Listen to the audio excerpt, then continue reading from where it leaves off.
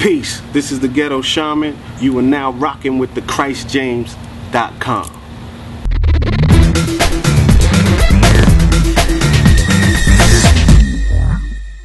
On the conscious scene, you're very popular. A lot of people know you. You make jewelry, you make pieces, like even the pieces, you know, you have right there. You have a lot of pieces on, man. Like how did you come about? Like what where did that all come from? Like what was like what birthed the jewelry? What birthed the art? Well, someone who's spiritual. You know, when you're dealing with a lot of spiritual energy, you know, one begins to create things. So I started out making jewelry for myself with the crystals and things, and then the people demanded it and wanted it for themselves.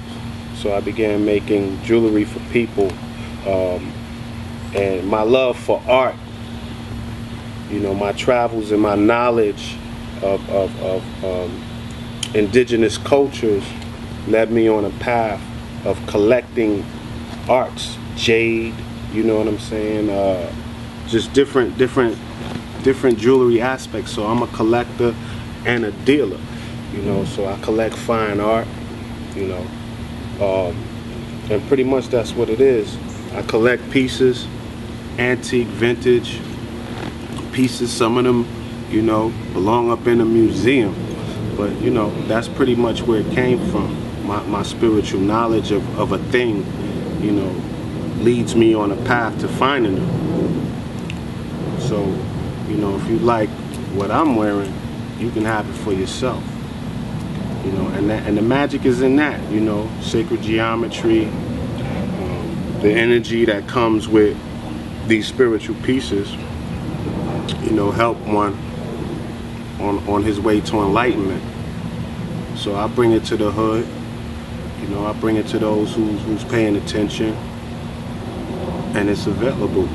Just look me up, Ghetto Shaman Royal Immortal. Shoot me an email, serpentwisdom9@gmail.com, and we could rap and talk about some of the things. You know, some people, you know, like to have artifacts and relics in their home, their spirit room, where they like to meditate and things like that. So these items bring about that resonance to help people relax, calm down, you know, get into a focused state of mind where they could create for themselves. I mean, you from Brooklyn. Yes, sir. Tell me about that experience, man. Brooklyn is, you know, beautiful. You know, I came up in a time, you know, that made, you know, everything what it is, you know. Growing up in the 80s, you know what it is. Everybody know the history. You know, that experience is what created the mold for what I do. But I, as an individual, you know, I'm uniquely different in some manners. You know, I'm not one to stay in one place. I get up and I travel and I broaden my horizons around the city. You know, all the 5 boroughs. Took it down south. You know, so you know, I'm out here to like spread love is the BK way. Speaking about that, like you ever come in contact with Biggie, you know, before his death? You ever met Biggie? Like when it's amazing that I never met him like that, even though we grew up in the same neighboring communities. But a lot of his crew, the Junior Mafia, I know that some of them, you know, and I know people on that side. We know the same people.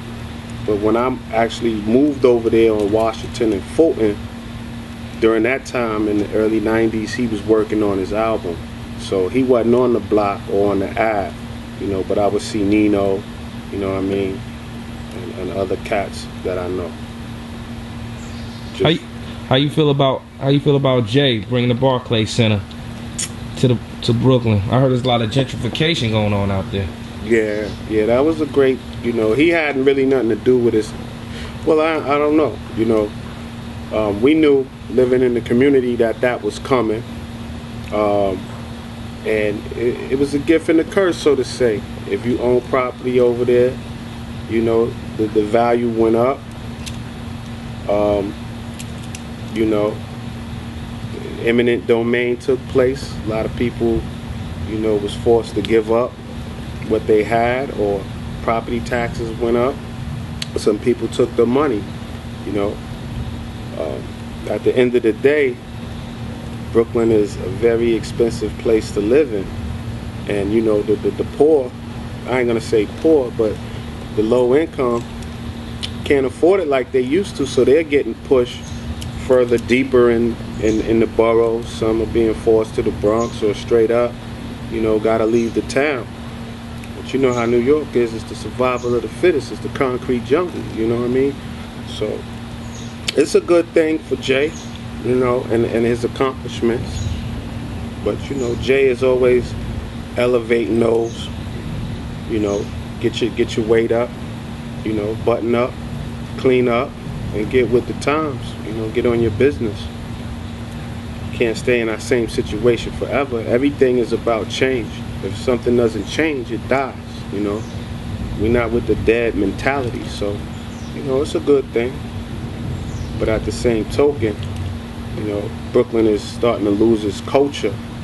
You know, the people who gave it its culture is being pushed out, you know, so it's always a war, and these things take place in boardrooms 20 years before they implement the plan, you know. You know, you can remember walking around BK and seeing empty lots and abandoned buildings since I was a child, you know what I mean?